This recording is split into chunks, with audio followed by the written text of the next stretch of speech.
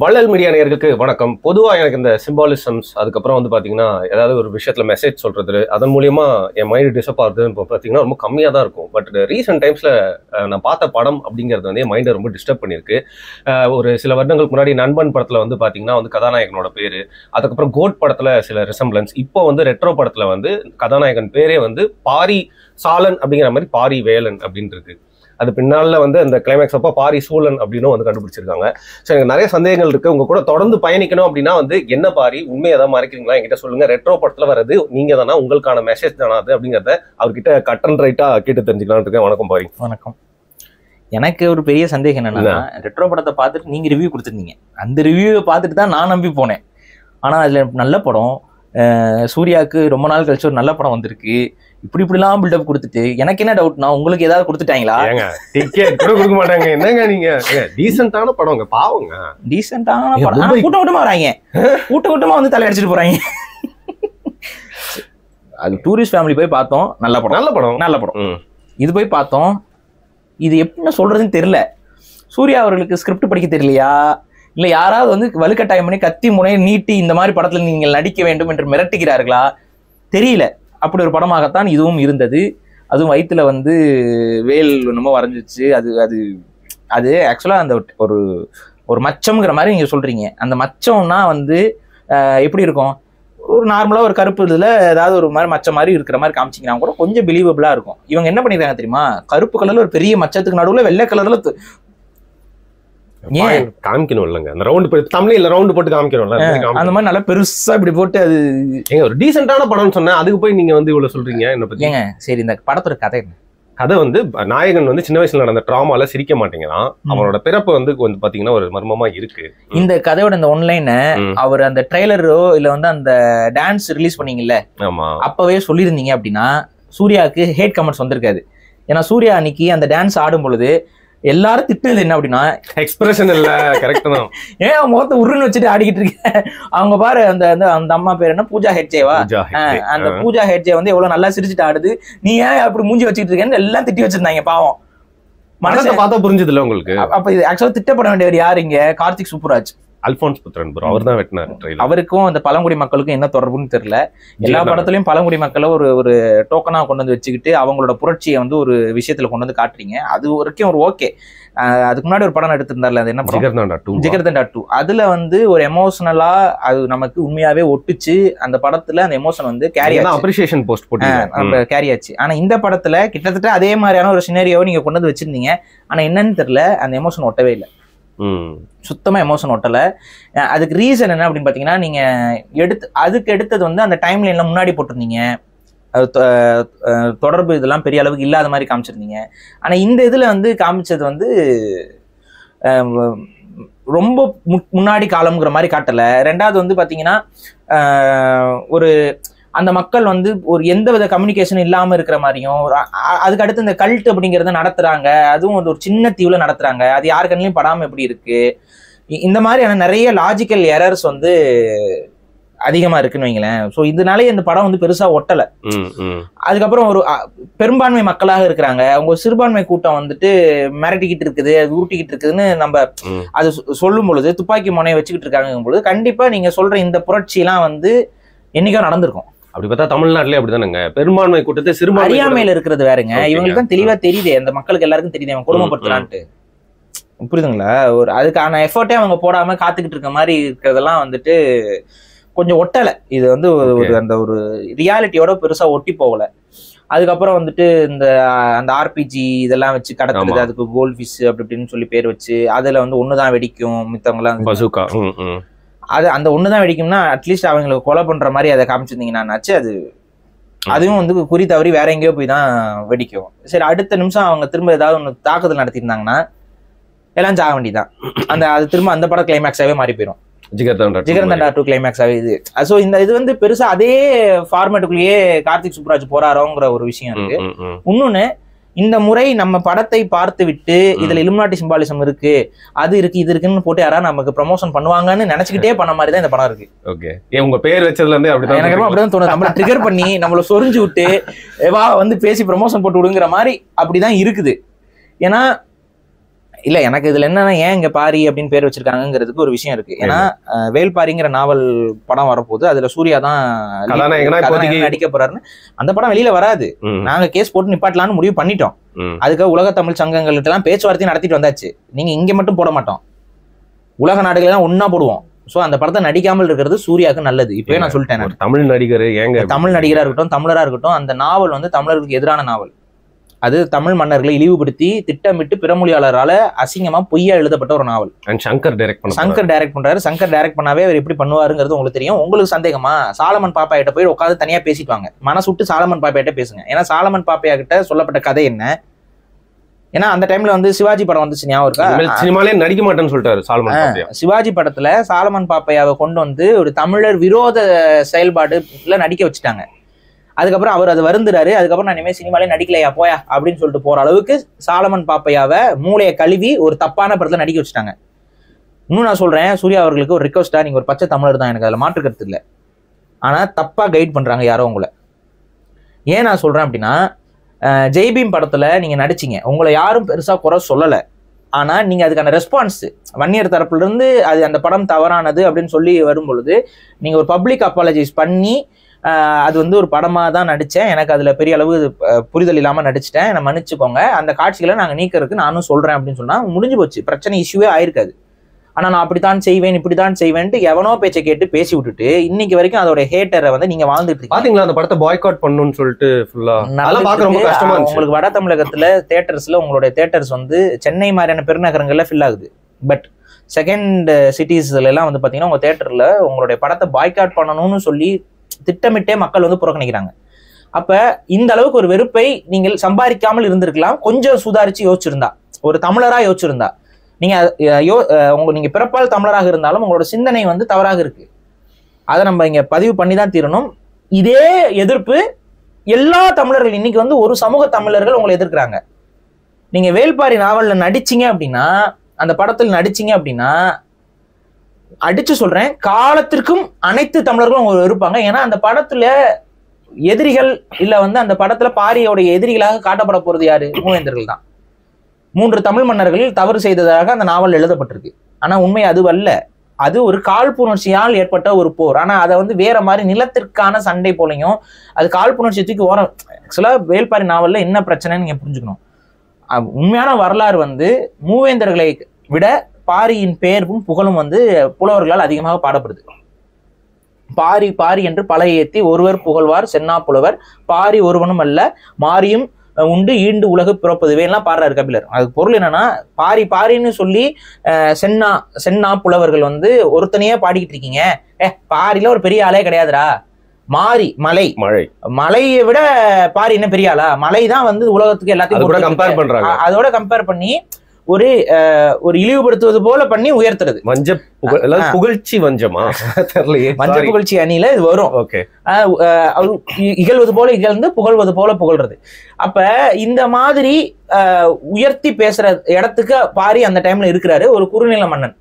அப்ப இயல்பாகவே பெருநில மன்னர்களாக இருக்கக்கூடிய மூவேந்தர்களுக்கு ஒரு காழ்ப்புணர்ச்சி ஏற்படுது. அந்த காழ்ப்புணர்ச்சியின் காரணமாக பாரிய உறவாக மாற்றிக்கொண்டால் இதாகும்னு சொல்லி கேட்கறாங்க.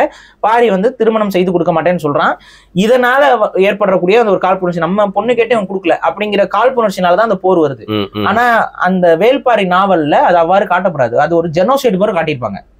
வேல்பாரி நாவல்ல அதாவது பழங்குடி மக்கள் எல்லாத்திற்கும் தலைவராக பாரி இருந்தது போல கிடையாது. அவர் ஒரு மலைக்கு ஒரு பகுதியில இருக்கக்கூடிய ஒரு குறுநில மன்னர், அவர் அந்த மலைக்கு சார்ந்த மக்களுக்காக தான் இருந்தார் ஒழிய என்னமோ மூவேந்தர்கள்லாம் வந்து பழங்குடி மக்கள் எல்லாம் அழிச்சுக்கிட்டே வர மாதிரியும் அவங்க எல்லாம் கடைசியா அவர்கிட்ட போயிட்டு பாரி கிட்ட போய் புகலிடம் பண்ண மாதிரி, பாரி வந்து இந்த கடைசி ரெவல்யூஷன் செஞ்ச மாதிரி ஒரு கதையை வந்து அந்த நாவல்ல பதிவு செஞ்சிருப்பாங்க. அப்ப அதோட பொருள் என்ன? தமிழர்கள் ஜெனோசைட் செஞ்சாங்கன்னு சொல்லி ஒரு பொய் நெரேஷன், தப்பான ஒரு நெரேஷன் அந்த படத்துல காட்டப்படுது. யார் எழுதுனது? அது ஒரு தெலுங்கர், வெங்கடேசன். இன்னைக்கு எம்பி ஆயிருக்காருல்ல, சு வெங்கடேசன். அவரை பத்தி நம்ம பாடணும் அப்படின்னு, புகழ் பாடணும் அப்படின்னா அவர் பெரிய ஆளு. கீழடி கீழடி கீழடின்னு தமிழர்கள் காலடியில விழுந்து கிடந்தாரு. கடைசியில அவர் என்ன தெரியுமா பண்ணாரு? கீழடி திராவிட நாகரிகம்னு போய் பேசினாரு. தமிழர் நாகரிகம்னு இங்க பேசிவிட்டு அங்க போயிட்டு எங்க பேசணுமோ அங்க வந்து திராவிட நாகரிகம்னு பல்ட்டி அடிச்ச நபர் தான். தெலுங்கரா பாக்குறீங்க, கம்யூனிஸ்டா பாருங்க. அதே எங்க கம்யூனிஸ்டா இருந்தாலும் என்னங்க தெலுங்கு உணர்வு இருக்கா இல்லையாங்க? நான் என்ன கேட்கிறேன், ராஜராஜ சோழனை இழிவுபடுத்தி பேசின அதே நாக்கு திருமலை நாயக்கருக்கு போய் மாலை போட்டிருக்குல்ல, போட்டோஸோடலாம் போட முடியும். போய் மாலை போட்டுட்டு நிற்கிறாரு. அப்போ நம்ம என்ன பண்ண முடியும்? அப்போ இதுதான் அவங்களோட உணர்வு. அவங்க தெலுங்கு இன உணர்வோடு அவங்க நடந்துக்கிறாங்க. சரி, அது அவருக்கு அவர் சமூகம், அவருடைய இன உணர்வு, அது காட்டிட்டு போறாரு. அதில் நான் குறை சொல்லலை. ஆனால் தமிழர்களை ரொம்ப எந்த அளவுக்கு நயவஞ்சகமா, பிரித்தாளும் சூழ்ச்சியா, மூவேந்தர்களை வில்லனாக காட்டி ஒரு நாவல் எழுதி அதை தமிழ்நாட்டிலே விற்கிறீங்க. பொன்னியின் செல்வன் மாதிரி இதுவும் புனைவு. பொன்னியின் செல்வன் ஆச்சு அங்கங்க பிரச்சனை இருக்கும். இந்த நாவலுடைய கோர் கண்டென்டே பிரச்சனை. புரியுதுங்களா? பொன்னியின் செல்வன்ல உண்மையாக கொலை செய்தவர்களை மறைச்சு அது ஒரு மாதிரி மலிப்பி போயிருப்பாங்க. ஆனா அதை படிக்கிறவங்களுக்கு ராஜராஜ சோழன் மீது வெறுப்புலாம் வராது. உங்களுக்கு ராஜராஜ சோழன் மீதும் சோழர்கள் மீதும் உங்களுக்கு ஏதோ ஒரு சிந்தனை தான் வரும். ஒரு சில இடங்கள்ல குறைபாடுகள் அந்த இதுல இருக்கு. ஆனா இதை நீங்க படிக்கும்போது உங்களுக்கு மூவேந்தர்கள் மேல வெறுப்பே வந்துடும். புரியுதுங்களா? பாரி மேல உங்களுக்கு புகழ் வரதா இருந்தாலும் மூவேந்தர்கள் மேல உங்களுக்கு வெறுப்பு வரும். புரியுதுங்களா? அப்ப இது வந்து ஆபத்தான ஒரு நாவல். இந்த நாவலை நீங்க அடுத்து நடிக்க போறேன்னு சொல்லிட்டு சூர்யா வந்து கங்கணம் கட்டி நிக்கிறீங்க. அடிச்சு சொல்றேன், முதல்ல ஒண்ணு, அந்த படம் வெளியே வர விட மாட்டோம். நான் இப்ப சொல்றேன், நான் கண்டிப்பாக வழக்கு பதிவு செய்யப்படும். அதுல வரலாற்று பெயர்கள் அந்த படத்துலையும் அந்த நாவல்லையும் இருக்கக்கூடாதுன்னு சொல்லி பிரச்சனை ஆகும். அதை நான் சொல்லிடுறோம். இது அதே மீறி நான் நடிச்சே தீர்வேன், அதுல வந்து நான் கொடி நாட்டியே தீர்வேன்னா அதோடைய எதிர்ப்பு காலத்திற்கும் உங்களை வந்து சுழற்றி அடிக்கும். நான் இன்னைக்கே சொல்றேன், அது நடக்கும். ஏன்னா நீங்க ஒரு அறம் தவறி ஒரு செயலில் ஈடுபடுறீங்க அப்படின்னா அதுக்கான பாதிப்பை நீங்கள் ஃபேஸ் பண்ணுவீங்க. ஒரு தமிழர் என்பதால ஒரு வார்னிங் உங்களுக்கு மட்டும், ஒரு சலுகை, சிறப்பு சலுகை, வார்னிங் கொடுத்துட்றோம். ஸோ இது ஒன்று. சரி, நம்ம இந்த விஷயத்துக்கு வருவோம். ஸோ தனது தப்பான முடிவுகளாலையும் தனது ஆகாத சேர்க்கையினாலையும் தனது மார்க்கெட்டை கொஞ்சம் கொஞ்சமாக சூர்யா இழந்து கொண்டே வருகிறார். சங்கீத் சைடும் சம்மாடி இந்த வாட்டி திமுக சார்ந்த நிறைய பேரும் ட்ரால் பண்ண ஆரம்பிச்சிட்டாங்க. அதுதாங்க, தவறானவர்களோட சேர்ந்து யார் தங்களுக்கு ஆதரவாக இருப்பாங்களோ அதையே மறந்து இன்னைக்கு வந்து பெரிய அளவுக்கு நீங்க போய் கோயிலா குளங்களமா போயிட்டு நீங்க போஸ்ட் போடுறீங்க. ஏன்னா நீங்க ஏதாவது ஒரு ஏஜென்சி கிட்ட போயிருப்பீங்க, அவங்க என்ன சொல்லுவாங்க, உங்களை ஹிந்துஸ் எல்லாம் அதிகமா அடிக்கிறாங்க, ஸோ வாங்க போங்க. உங்களுக்கு எதிர்ப்பு வர்றதுக்கான அடிப்படை காரணமே உங்களுடைய தவறான சில முடிவுகள் தான். அந்த முடிவுகளை நீங்க திருத்திக் கொள்ளுங்கள். அந்த முடிவுகளை நீங்க எடுப்பதற்கு யார் உங்களை வழிகாட்டினாங்களோ அவங்கள சரி செஞ்சுக்கோங்க. இப்ப இந்த படத்துலயுமே எனக்கு இந்த படமே ஒரு தவறான முடிவாக தான் படுது. ஏன்னா இந்த படத்துலயுமே வந்து பாத்தீங்கன்னா இது ஃபுல் அண்ட் ஃபுல் வயலன்ஸ் படம். சூர்யாவை மக்கள் அப்படி பார்க்கல, அது அவருக்கு தெரியணும். நம்ம சும்மா ஆக்ஷன் ஹீரோனா உங்ககிட்ட ஆக்ஷன் எதிர்பார்ப்பாங்க, அது கதையோட ஒரு ஆக்ஷனா வரணும். இந்த படத்துல கதையே இல்லைங்க. இதுல என்ன கதை இருக்குது, என்ன ரொமான்ஸ் இருக்குது? எதுவுமே கிடையாது. இதுல ரொமான்ஸும் ஒன்றும் பெருசா கிடையாது. இதுல ஏதாவது ரொமான்ஸ் இருந்துச்சா ஒழுங்கா? கல்யாண மண்டபத்தில் ஆடினாங்களே, அதுவுமே ரொமான்ஸா ஃபீல் ஆகாது. நடுவுல வயலன்ஸ் தான். அதுல ஒன் ஷாட்ல எடுத்தாங்க, அதெல்லாம் பாராட்ட மாட்டீங்க நீங்க. அதனாலதான் கேமரா சுத்திக்கிட்டே இருந்துச்சா, தலைவலி வந்துச்சு லைட்டா. உண்மையிலேயே லைட்டா தலைவலிக்கும், கேமரா அப்படி இப்படின்னு சுத்திக்கிட்டே இருந்தா. அதெல்லாம் வந்து ஆடியன்ஸுக்கு வந்து சோர்வு ஆகுங்க. நீங்க ஒரு ஷாட்டு இவங்க சுத்தி ஒரு ஷாட்டு காட்டுவாங்க, எனக்கு உண்மையிலேயே தலைவலிச்சுது அப்ப. அது ஏன்னா அதை நீங்க அந்த வீடியோ அப்படி சுத்தும் போது அந்த அதோட ரெண்டர்லாம் ஆகும் பாத்தீங்களா, அந்த ஒரு மாதிரி விட்டு இன்னும் ஃப்ரேம் வர்றது, அது நம்ம பார்க்கும்பொழுது உண்மையிலேயே தலைவலி வருது, சோர்வு வருது அந்த படத்தை பார்க்கும் பொழுது. ரெண்டாவது, ஒரு கதை ஓட்டத்துல ஒரு இன்டர்வல் எப்போ வரும், இடைவெளி எப்போ வரும்ங்கிறதுக்கு இப்போ காத்துக்கிட்டு உட்காந்துருந்தோம். ஏன்னா அவ்வளோ லேகா ஃபீல் ஆகுது படம். அதுக்கு காரணம் அந்த கல்ட் லீடருங்க, அவன் இரிட்டேட்டிங்கா இருந்துச்சு அவன் ஆக்டிங் பார்த்தா. அது யாருன்னு தெரியல, யாரு அந்த நடிகர்னு தெரியல, எங்கன்னு தூக்கிட்டு வரல. ஹிடன் டேலண்ட்ஸ் நேரத்துல ஹிடனாவே இருக்கட்டும். ஆமா, அவர் யாருன்னே எனக்கு தெரியல. ஸோ அவரை பத்தி எனக்கு பேச தெரியல. ஏதாவது வெளியூர்காரர்னு நினைக்கிறேன், ஏதோ வெளியூர் ஆட்டக்காரர் கொண்டு வந்து ஆட விட்டுருக்கீங்க, தெரியுது. நிறைய வெளியூர் ஆட்டக்காரங்க இருக்காங்க. இந்த பேன் இந்தியானா இவங்க என்ன நினைச்சுக்கிறாங்கன்னா, உங்க படம் இந்தியா அளவுல பரவலா பேசப்பட்டுச்சுன்னா தான் அது பேன் இந்தியா. அங்க இருக்கிற எல்லாத்தையும் ஒரு பேன்ல போட்டு வறுத்துட்டோம் அப்படின்னா அது பேன் இந்தியான்னு நீங்க நினைச்சுக்கிறீங்கன்னு நினைக்கிறேன். அது கிடையாது. எல்லா மொழியிலையும் உங்க படம் ஓடுச்சுன்னா அது ஆட்டோமேட்டிக்கா ஒரு பேன் இந்தியா படமா ஜெயிக்கும். நீங்க எல்லா மொழியிலையும் ஓடணுங்கிறதுக்காக எல்லா மொழிக்காரங்களையும் கொண்டு வந்து அவங்களால உச்சரிப்பை ஒழுங்கா பேச முடியல, ஒழுங்கா நடிக்க முடியல, அவங்களுக்கு தமிழ் வாயில ஒழுங்கா வரல, என்னன்னே புரியல நமக்கு. எதுக்கு இந்த மாதிரியான ஒரு கொலாபரேஷன்? நிறைய மிஸ்டேக்ஸ் இருக்கு இந்த படத்துல. உட்காந்து ஒண்ணுங்க, இந்த கடைசி ஃப்ரேம்ல எல்லாம் இந்த ஆர்பிஜி இந்த இதை காட்டுறாங்க, பிரசூகா காட்டுறீங்கல்ல, அதை க்ளோஸ் அப் ஷாட்ல வைக்கிறீங்க. க்ளோஸ் அப் ஷாட்ல வைக்கிறதுலனாச்சும் அட்டை பிரசூகாவை மாத்தி வச்சுட்டு ஒரிஜினல் பிரசூகா மாதிரி கொஞ்சம் உருவத்துல இருக்க ஒரு மெட்டல் பிரசூகா வைக்க வேண்டியதானே? அந்த ஒரு ஆயுதத்தை வைக்கும் போது ஏன் அது க்ளோஸ் அப் ஷாட்ல கடைசி ஷாட் இருக்கும், நீங்க போய் பாருங்க, அவர் பக்கத்துல காட்டுவாங்க. இங்க ரெண்டு பின்ன அட்டையில செஞ்சதுங்கிறது அப்பட்டமா தெரியுது. தெரியாதமா சொல்லிட்டேன் இந்த படத்தை. எனக்கு புரியல அந்த அளவுக்கு ஏன் அவசரம்? ஏங்க இப்ப நான் ஓப்பனா சொல்றேங்க, இந்த சில கடைகள் எல்லாம் இந்த மாதிரி பொம்மை விக்குதுங்க, அந்த பொம்மையே அக்யூரேட், நல்லா அக்யூரசி பாக்குறதுக்கு ரியலிஸ்டிக்கா இருக்குங்க. அதே மாதிரி இருக்குங்க. நீங்க ஒரு 2 நீங்க மிச்சதை விட்டுருங்க. நான் வந்து அதுல எத்தனையோ 100 150 இதை கையில வச்சுட்டு இருக்க மாதிரி இருக்கேன். அவங்களெல்லாம் ஃபோக்கஸ்ல வைக்கல. நீங்க ஃபோக்கஸ்ல கொண்டு வரீங்க க்ளோஸ்அப்ல. உங்களுக்கு சந்தேகம்னா அந்த ஷார்ட் எடுத்து பாருங்க. நீங்க க்ளோஸ்அப்ல கொண்டு வரீங்க, அப்பட்டமா தெரியுது அட்டையில செஞ்சு பெயிண்ட் அடிச்சு வச்சிருக்குது. சரி, ரப்பர் ஆயுதம் அதெல்லாம் ஒரிஜினல் ஆயுதம் கொடுத்தோம்னா செலவு அதிகமா இருக்கும், ரப்பர்ல தான் செய்ய போறோம், அதுக்கு ஒரிஜினலா ரப்பர் ஆயுதமே கொடுத்துருவோம் சொல்லி ரப்பர் கல்ட்டுன்னு ஏதோ இருக்கு. இதுல என்ன பாரு, உங்களுக்கு அந்த வழக்கமா சிம்பாலிசம் காமிச்சா உங்களை பார்க்க சொல்லுவாங்க. இதுல அந்த சிம்பாலிசம் உண்டான மரியாதையே போயிருச்சோ. ஆமா, சும்மா ட்ரையாங்கிள், சும்மா வந்து ஒத்த கண்ணுன்னு எல்லா படத்துலயும் ஒரு காமிச்சிட்டு தான் அப்புறம் எவன்டா மதிப்பான். இது எப்படி இருக்குன்னா ஜாமெட்ரி பாக்ஸ்ல இந்த ட்ரையாங்கிள் எடுங்க அப்படின்னு சொல்லிட்டு. அதாவது நீங்க பண்ற கூத்து உண்மையாவே இந்த சிம்பாலிசத்தை வந்து மரியாதை எல்லாம் பண்ணி விட்டீங்க. அதான் பண்றீங்க. சிம்பாலிசம் காட்டணும் அப்படிங்கறதுக்காக காட்டின மாதிரி இருக்கு இந்த படம். உண்மையாவே நம்மள சொரியணுங்கிறதுக்காகவே எடுத்தாங்களோ ஒரு டவுட் எனக்கு இன்னைக்கு வரைக்கும் இருக்கு. சரி, ஓகே. ஆஸ் எ கதையா இந்த படத்தை பாத்தீங்கன்னா ரொம்ப கொடுமைகளை அனுபவிச்சு சிரிக்காமே இருக்க ஒரு மக்கள் கூட்டம். அந்த மக்கள் கூட்டத்துல கடைசியா பிறக்கக்கூடிய ஒரு பையன். அந்த பையனுக்கு ஒரு தீர்க்க தரிசனம். என்ன தீர்க்க தரிசனம்னா, இந்த வேலோட வயிற்றுல பிறப்பாப்புல, சாரி சூலத்தோட வயிற்றுல பிறப்பாப்புல, அவர் வந்துதான் அந்த ஆளை கொல்லுவாப்புல அப்படின்னு சொல்லி அந்த அந்த கல்ட்டோடைய லீடரா, கல்ட்டுன்னு இல்ல, அது அந்த தீவுடைய ஒரு தலைவன் போல இருக்க ஒரு ராஜாவா இருக்காப்புல ஒரு நாசரு. அவரை கொல்றதுக்கு இவன் பிறந்து வருவாங்கிறாரு. ஆட்டோமேட்டிக்கா என்ன கான்செப்ட்னா மகாபாரத கான்செப்ட் கொண்டு சொல்லியாச்சு. என்னன்னா ஹம்சன் கிருஷ்ணன் அந்த கதை இருக்குல்ல, அதே கதை தான். நீங்க இந்த படத்தோட ஸ்டார்டிங்ல அதை தான் சொல்லுவாங்க, கிருஷ்ணர் அவதாரம் அப்படின்னு சொல்லுவாங்க. அது என்ன, கிருஷ்ணர் பிறக்கும்போது அப்ப சொல்லுவாங்கல்ல, இத்தனையாவது குழந்தையா பிறப்பாரு, பிறக்கும்போது கொன்றுவாரு அப்படின்னு. அவன் கம்சன் என்ன பண்ணுவான், எல்லா பிறக்கக்கூடிய அத்தனை குழந்தையும் கொண்டுகிட்டே வருவான். அதே போல வந்து 2 ரெட்டை குழந்தையா பிறக்கும். அதுல பெண் குழந்தை இருக்கும், ஆண் குழந்தை. பெண் குழந்தைய கொல்லும் போது அது சரஸ்வதியா மாறிடும் சொல்லி ஒரு அந்த புராண கதை ஒண்ணு இருக்கும். அதே புராண கதை அப்படியே. ஸோ அதனாலதான் வந்து நீங்க பாத்தீங்கன்னா நீங்க நல்லா கவனிக்க வேண்டிய ஒரு விஷயம், அவருடைய இயற்பெயர் என்ன, பாரிவேல் கண்ணன். ஓகே. ஸோ அந்த கண்ணனுடைய அவரு கண்ணன் தானே போர்னு சொல்லுவாரு. ஸோ போர்னால இது ஆக்சுவலா இந்த ஐடியாலஜிக்கலி ரொம்ப தப்பான ஒரு விஷயம். இது வந்து என்னன்னா போரை நியாயப்படுத்துறதுக்காக பேசப்படுற விஷயம். இதெல்லாம் போரால் நன்மை என்பது இல்லவே இல்லை. இதை நீங்க புரிஞ்சு கொள்ளுங்கள். ஏன்னா இன்னைக்கு வந்து பாத்தீங்கன்னா ஒட்டுமொத்த நாடுமே போர் என்று போர்க்கொடி தூக்கி கொண்டு ஆடிக்கொண்டிருக்கிறார்கள். போர் நடந்துச்சுன்னா என்னென்ன நடக்குங்கிறத நீங்க புரிஞ்சுக்கணும். வாழ்க்கை பாத்தீங்கன்னா அவங்க என்னங்க குண்டு போட்டு விட்டார்கள், விமானத்தை தொடங்கி விட்டார்கள், விமானத்துக்கு பெட்ரோல் ஊத்தி விட்டார்கள், அடுத்த நிமிஷம் கீயை திருகி விட்டார்கள். இதெல்லாம் அப்டேட்ஸ் இவங்களுக்கு. காலையில இருந்து வந்து அப்டேட்ஸ், தெறிக்க விட போகிறோம், சிதறடிக்க போகிறோம், 5 ஓடிய நாடுகள். எப்பா அது ஒரு அணு ஆயுத நாடுயா, திரும்ப சொல்றேன், ஒரு அணு ஆயுத நாடோட நம்ம மோதுறோம் அப்படின்னா அதுல பாதிப்பு நமக்கு இருக்கு. எப்பவுமே போரை விரும்பாதீங்க. நான் சொல்றது என்னன்னா இவங்களுக்கு ஒரு புரியுது இல்ல, போருங்கிறாங்க. போரை விரும்பாதீங்க தான் நான் சொல்றேன். நீ போரை விரும்பின அப்படின்னா போருடைய பாதிப்பு உன்னை வந்து சேரும். போரினால் நடப்பது என்ன, போரினால் விலைவாசி ஏறும். போர் நடக்க ஐரோப்பா, இப்ப நம்ம போயிட்டு வந்தோம்ல, ஐரோப்பா முழுக்க விலைவாசி ஏறிடுச்சு. எல்லாரும் சொல்றாங்க போர் வந்ததுல இருந்து விலைவாசி ஏறிடுச்சுங்க, டபுள் ஆயிடுச்சுங்கிறாங்க எல்லாம்.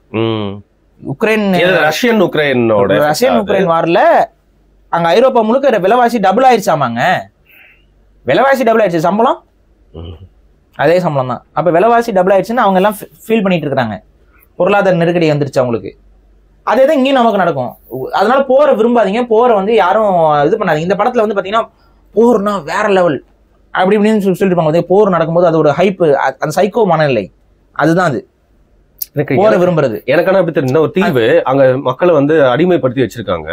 ஒரு பெரிய அதிபர் மாளிகை மாதிரி இருக்கு, அங்க ஒரு சர்வாதிகாரி. சோ இதெல்லாம் வந்து வேற எதையோ எனக்கு சிம்பாலிசமா அந்த படத்துல சொல்ல வந்த விஷயம் இதுதான். அவன் அந்த ஒரு சைக்கோ மனநிலையில அவன் என்ன சொல்லுவான் யோசிச்சு பாருங்க. அவன் என்ன சொல்லுவான்னு பாத்தீங்கன்னா, போர் வந்துச்சுன்னா அது கொடுக்குற இது வேற, டெஸ்டாஸ்டரோன் வரும், அது வரும், 2 பேரும் சண்டை போட்டு ரத்தம் சதை அது இதுன்னு ஒரு மாதிரி ஒரு சைக்கோ மனநிலை பேசுவோம்ல, அந்த மனநிலை இப்ப ஒரு சில பேருக்கு வந்துருச்சா இல்லையா? போர்னு சொல்லிட்டு இருக்காங்களா இல்லையா? யோசிங்கப்பா, விலைவாசி டபுள் ஆகும், கஷ்டமா இருக்கும். பெட்ரோல் சப்ளைல இருந்து இதெல்லாம் கொஞ்சம் அதிகமாயிரும், வெளியில வர முடியாது, ஊரடங்கு போட்டுருவாங்க. லாக்டவுன்ல இருந்துச்சுல, குழுகுலுன்னு இருந்துச்சுல, அந்த மாதிரி குழுகுலுன்னு இருக்கும். வேலை வாய்ப்புலாம் போயிடும். பன்னாட்டு நிறுவனங்கள் சம்பளம் கொடுக்காது, கவர்மெண்டே காசு இல்லப்பா அப்படின்றோம். கவர்மெண்ட் எம்ப்ளாயிஸ்க்கு ஆப்படிக்குங்க. யூடியூபர் மட்டும் தான் பொழைப்பான். யூடியூபர் எப்படி பொழைப்பான்? யூடியூபுக்கும் பேன் ஆயிரும்ல. ஸோ இது நம்ம பேசினா அது போயிடும், அது ரொம்ப பாலிடிக்ஸா போயிடும். பட் இதுதான் போர் வந்துச்சுன்னா நம்ம எல்லாருக்கும் பாதிப்பு. இந்த படத்துலயும் வந்து பாத்தீங்கன்னா போரை வந்து ஆக்சுவலா ப்ரமோட் பண்ற மாதிரியான சில டைலாக்ஸ் வந்து இந்த படத்துல இருக்கு. பட் அதை வந்து ஒரு நெகட்டிவ் சைட்ல தான் காட்டியிருக்காங்க. அப்படி போர் வந்தா பாதிப்பு இருக்கும், போர் வந்தா இழப்பு இருக்கும் அப்படிங்கிறத, இந்த போரை விரும்புறவனே ரொம்ப தப்பானவன் அப்படிங்கிற மாதிரி காட்டியிருக்காங்க. அதை தான் நானும் சொல்றேன், போரை விரும்புபவர்கள் தவறானவர்கள். இப்படிதான் நம்ம புரிஞ்சுக்கணும். அதனால போர்னு அலையாதீங்க. போர்னு வந்துச்சுன்னா அப்பாவிகள் தான் சாகடிக்கப்படுவார்கள். நீங்க அந்த பாலஸ்தீனோட விக்டிம்ஸ் எல்லாம் நீங்க பாத்திருக்கீங்களா?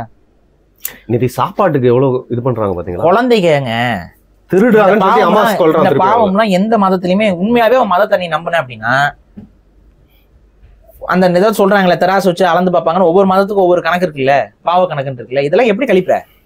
இப்ப இந்துக்களுக்கு வந்து பாத்தீங்கன்னா ஜென்ம ஜென்மமா பாவம் பண்ணோம்னா ஜென்ம ஜென்மமா பிறந்துகிட்டே இருக்க வேண்டியதான். ரொம்ப பாவம் பண்ணோம்னா நாயா பேயா எல்லாம் பிறப்போம்லாம் சொல்றாங்களே, அந்த மாதிரி நாயா பேயா பிறந்துகிட்டு இருக்கணும். ஸோ பாவத்தை சேர்க்காதீங்க. முடிஞ்ச வரைக்கும் பாவம்னு சொல்லுங்க, இது தப்பு, நமக்கு பேச்சுவார்த்தை இருக்கு, நம்மளால பேச முடியும், நெகோசியேஷன் பண்ண முடியும், போருங்கிறது போகாதீங்க. இதுல என்ன இவங்க ஒரு உளவியல்னா, போர்னு போனோம்னா நம்ம ஜெயிச்சிருவோம், சுப்பீரியர் இது. ஒரு தயவு செஞ்சு வரலாறு கொஞ்சம் படிங்க.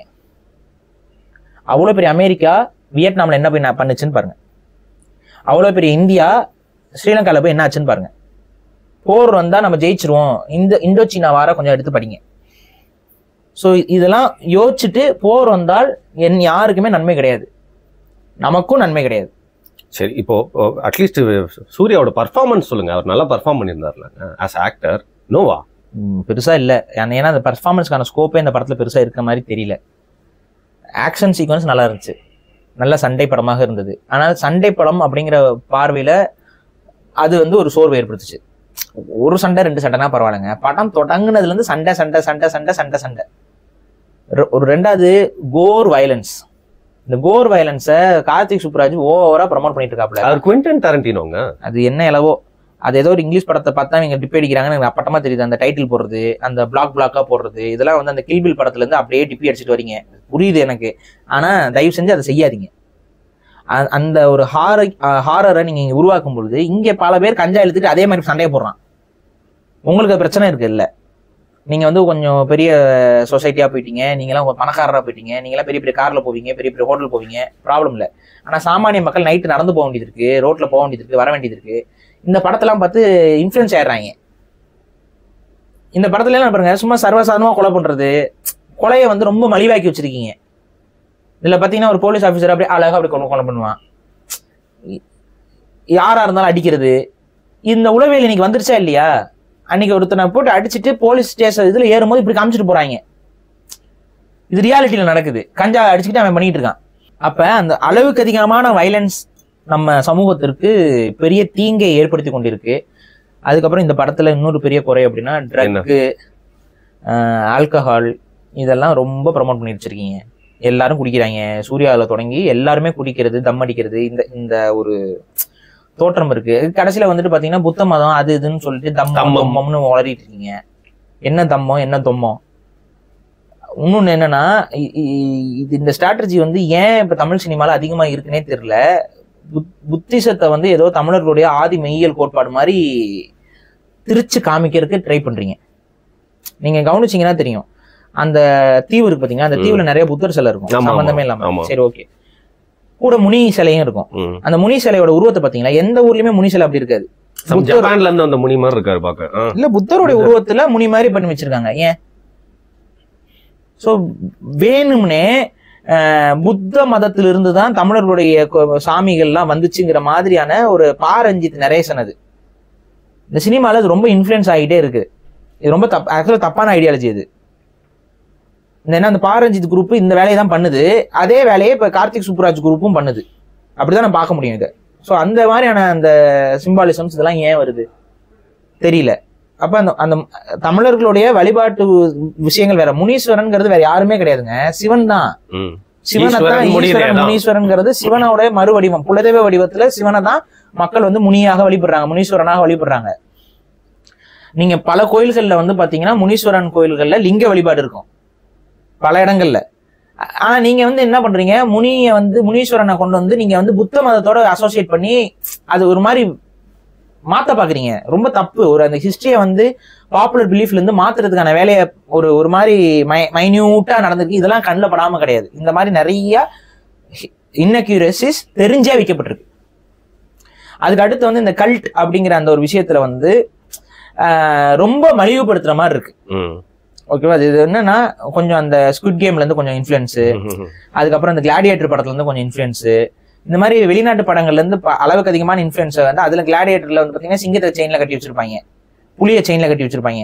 இதுல நீங்க என்ன பண்ணிருக்கீங்கன்னா முதல்ல இதுல வச்சுட்டு அதுல தொங்க விடுற மாதிரி, தோக்குறவங்க அதுல போயின்னா சிங்கத்தில் இழுத்துட்டு போயிடும், தோத்து கீழே விழுறவங்களா சிங்கம் இழுத்துட்டு உள்ள போற மாதிரி கிளாடியேட்டர் படத்துல.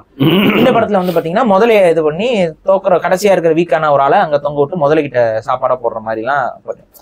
இது என்னன்னா இது வந்து இப்படி ஒரு கல்ட்டு. ஆக்சுவலா கல்ட்டுங்கிறது இது கிடையாது. கல்ட் வந்து ஓப்பனாகவே செயல்படாது. கல்ட் வந்து அது ஆக்சுவலா ரியாலிட்டி ஆஃப் த கல்ட் என்னன்னா அவங்க சோசியல் இன்ஜினியரிங் பண்ணுவாங்க. இப்ப நீங்க அந்த புத்தருடைய சிலையில முனீஸ்வரனை கொண்டு வரீங்களா, இது ஒரு கல்ட்டு. ஓகே. இப்ப எல்லா சினிமா படத்துலயும் தேவையில்லாம புத்தரை கொண்டு வந்து நெப்புறீங்கல்ல தமிழ்நாட்டுல, இது ஒரு கல்ட்டு. இது இந்த மாதிரி கல்டிஸ்ட் ஐடியாலஜிஸ் என்ன பாத்தீங்கன்னா நீங்க பாருங்க, நீங்க கிஃப்ட் ஷாப்ஸ் எல்லாத்துலயும் புத்தர் சிலை வந்துடும். இந்தியா தமிழ்நாட்டுக்கு என்னையா சம்பந்தம்? ஏன் புத்தர் சிலையை வந்து எல்லா பக்கமும் இந்த ஒரு மாதிரி ப்ரமோட் பண்ணிட்டே இருக்கீங்க? தேர்ஸ்டே ஒருத்தர் வருவாரு, அது மாதிரியே அதேதான் சாய்பாபா ஒரு கல்ட்டு, இது ஒரு கல்ட்டு. இப்படிதான் நம்ம பார்க்கணும். இந்த மாதிரி கல்ட் வந்து என்னன்னா சோசியல் இன்ஜினியரிங் பண்ணி மக்களை மாத்துவாங்க. ஆனா நீங்க கல்ட்டுனா ஏதோ தனியா கூட்டு போயிட்டு சுட் கேம்ல விளையாடுற மாதிரி துப்பாக்கில சுட்டு இது பண்ணிட்டு அப்படிலாம் பண்ணா மாட்டிக்குவான். அவன் அப்படிலாம் பண்ண மாட்டான். இப்ப ஃப்ரீ மேசன்ஸ் எல்லாம் இன்னைக்கு வரைக்கும் இருக்கிறாங்க, தமிழ்நாட்டுல இருக்கிறாங்க. மெசானிக் லாட்ஜஸ் தமிழ்நாட்டுல இருக்குது. இது கல்ட்டு தான். ஆனா அந்த கல்ட் வந்து பாத்தீங்கன்னா ஹிடனா ரன் ஆகிட்டே தான் இருக்கு, இன்னைக்கு வரைக்கும் ரன் ஆகிட்டு இருக்கு. ரீசன் என்னன்னா அங்க யாரும் போய் தலையை வெட்டிட்டு ஒரு காலத்துல பண்ணாங்க. ஒரு காலத்துல ஃப்ரீமேசனிக் லாட்ஜ்ல வந்து ஹியூமன் சாக்ரிஃபைஸ் நடந்துச்சு அப்படிங்கிறது ஒரு ஸ்பெகுலேஷன், ஒரு அது மாதிரியான ஒரு குற்றச்சாட்டு இருக்குது இன்னைக்கு வரைக்கும். இன்னைக்குமே தமிழ்நாட்டுல சென்னையில இருக்கக்கூடிய ஒரு ஃப்ரீமேசனிக் லாட்ஜ அங்க பகுதியில் இருக்கக்கூடிய மக்கள் தலைவட்டி கும்பல் தான் சொல்றாங்க. நகர் பக்கத்துல தலைவட்டி கும்பல் தான் அவங்கள வந்து அந்த பகுதியில் இருக்கக்கூடிய மீனவர்கள் எல்லாம் சொல்றாங்க. அப்ப அது நடந்துச்சா நடக்கலையாங்கிறதும் நமக்கு தெரியல. ஏன்னா வெள்ளக்காரன் காலகட்டத்தில் அது அப்ப இருந்தே இருக்குது. அது கிட்டத்தட்ட அதுவே இப்ப 150-200 வருஷமா ஃபங்க்ஷன் ஆகிட்டு இருக்கு. அப்ப இந்த ஃப்ரீமேசன்ஸ் இவங்களோட செயல்பாடு என்னன்னா அரசாங்கத்துல அரசியல்ல ஊடுருவி நல்ல மிக முக்கிய பொறுப்புல இருக்கக்கூடிய நபர்கள் இவங்கெல்லாம் என்ன பண்ணுவாங்கன்னு பாத்தீங்கன்னா இதுக்குள்ள வந்து ஜாயின் ஆகி அவங்க மூலியமா அரசாங்கத்திலயோ அரசியல்லையோ என்னென்ன மாற்றங்களை செய்ய முடியுமோ அதை தான் இந்த கல்ட்டுகள் செஞ்சுக்கிட்டு இருக்கும், வேலையை சாதிச்சுப்பாங்க. அதான் நான் ஓப்பனா சொன்னா அது ஒரு சோசியல் இன்ஜினியரிங், மக்களை வந்து அவர்களுக்கு தகுந்தா போல மாத்துறது. இப்ப எடுத்துக்காட்டுக்கு இன்னைக்கு மக்களை வந்து போருக்கு விரும்ப வச்சுட்டாங்கல்ல, இது ஒரு சோசியல் இன்ஜினியரிங். அது நிறைய பேர் புரியல. நீங்க தான் போற விரும்புறீங்கல்ல, ஆனா ஆக்சுவலா அதுல யார் பாதிக்க போறா? நீங்க தான் பாதிக்க போறீங்க. அதனாலதான் நான் கத்துறேன். இந்த அவேர்னஸை மனசுல ஏத்துக்கோங்க. போரினால் நமக்கு நன்மை அல்ல. இந்த படத்துல போரினால் நன்மை இருப்பது போல காட்டுறாங்க. போர் நடக்கும், நடந்தனே ஒரு சோசன் மேன் வருவான். இந்த கதையெல்லாம் சொல்றவன் யார் தெரியுமா? பல இனப்படுகொலை செஞ்சவன் தான் இந்த கதையை சொல்லுவான். புரிஞ்சுக்கோங்க, போர்னால் நமக்கு நன்மை இல்லை. இந்த படம் போரை ப்ரமோட் பண்ணுது ஒரு விதத்துல. போர்னால நல்லது நடக்கிறது மாதிரி, சண்டைனால நல்லது நடக்கிற மாதிரி. சண்டையினால் நல்லது நடக்காது. நம்மலாம் மனுஷனுக்கு மனுஷன் பேசிக்கணும். ஒருத்தனை கொன்னு நம்ம நல்லது செய்யறோங்கிறது அது சாத்தியம் இல்லை. கொலையினால் நல்லது நடக்காது. ஓகே, நான் ஏன் இதை எடுத்துட்டு வந்தேன்னா, இந்த படத்தை உங்க பேர் வச்சிருக்காங்களே, இதுல வந்து ஏன் வந்து பேர்லாம் வச்சிருக்காங்க நீங்க பாத்தீங்களா? எனக்கு சிரிப்பா வருது. வேற கூட நிறைய பேர் வந்து வீடியோஸ்ல ட்ரால் மாதிரிலாம் பண்ணி போட்டிருந்தாங்க. ஆமா, அது எனக்கே ஒரு மாதிரி வினோதமா தான் இருந்துச்சு. ஆனா வந்து சரி, பாரிங்கிறது ஒரு பொதுவான பேருங்க. நீங்க ஏன் சூஸ் பண்ணீங்க இந்த பேரை? அதை சொல்லுங்க. நீங்க ஏன் சூஸ் பண்ணீங்க? வரலாறுல மிக முக்கியமான நபரு. ஏதாவது சொல்றேன்ல, ஒரு குறுநில மன்னனாக இருந்தாலும் தன் மக்களை பாதுகாக்க யாருமே எதிர்த்து வந்தாலும் பரவாயில்லன்னு நின்ன ஒரு நபரு. இந்த ஒரு அடிப்படையில அதுக்கப்புறம் கொடை குணத்துல பெரிய ஆளு, யார் எது கேட்டாலும் கொண்டு கொடுக்குற ஒரு நபரு. கருணை உள்ளத்திலையும் அதிகமான ஒரு நபரு. ஒரு முல்லை கொடிக்காக தேரை விட்டுட்டு வரவர். இந்த மாதிரியான நற்குணங்கள் நிறைந்த ஒரு நபருங்கிறனால நம்ம பாரியோட பேர் வந்து சரியா இருக்கும்ங்கிறத நம்ம வைக்கிறோம். ஆனா இந்த படத்துல சூர்யாவுக்கு ஏன் பாரின்னு பேர் வச்சிருக்காங்கிறதுக்கு ரீசன் நம்ம சொல்லிட்டோம்.